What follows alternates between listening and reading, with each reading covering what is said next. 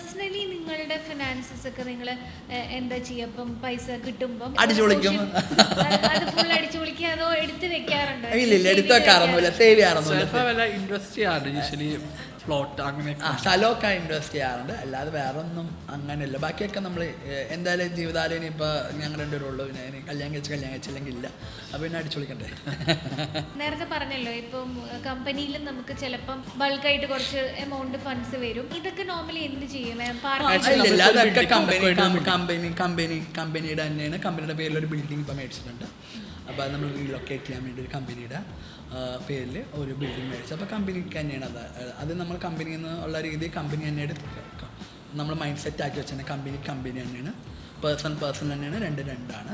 അപ്പോൾ അത് അതിൻ്റെ വഴിക്ക് പോകുന്നു, മറ്റേത് ഞങ്ങളുടെ വഴിക്ക് പോകുന്നു. സാധാരണ നിങ്ങൾ ട്രിപ്പും അങ്ങനെയൊക്കെ അതൊക്കെ പേഴ്സണലായിട്ടുള്ള എമൗണ്ടുകൾ, നമ്മുടെ ശമ്പളം അങ്ങനെ. പിന്നെ ഞങ്ങൾക്ക് രണ്ടൊക്കെ വലിയ എക്സ്പെൻസ് ഇല്ല എന്ന് പറഞ്ഞാൽ ഞങ്ങൾ അങ്ങനെ വലിയ ചെയിൻ സ്മോക്കറല്ല, കള്ളുടിയന്മാരല്ല, അങ്ങനെ ഒന്നുമല്ല. പിന്നെ ഞങ്ങൾക്ക് ചിലവ് തന്നെ എന്ന് പറഞ്ഞാൽ മേക്കപ്പ് സാധനം മെഡിക്കലൊക്കെയാണ് ചിലവ് തന്നെ, അത്രയൊക്കെ ഉള്ളൂ.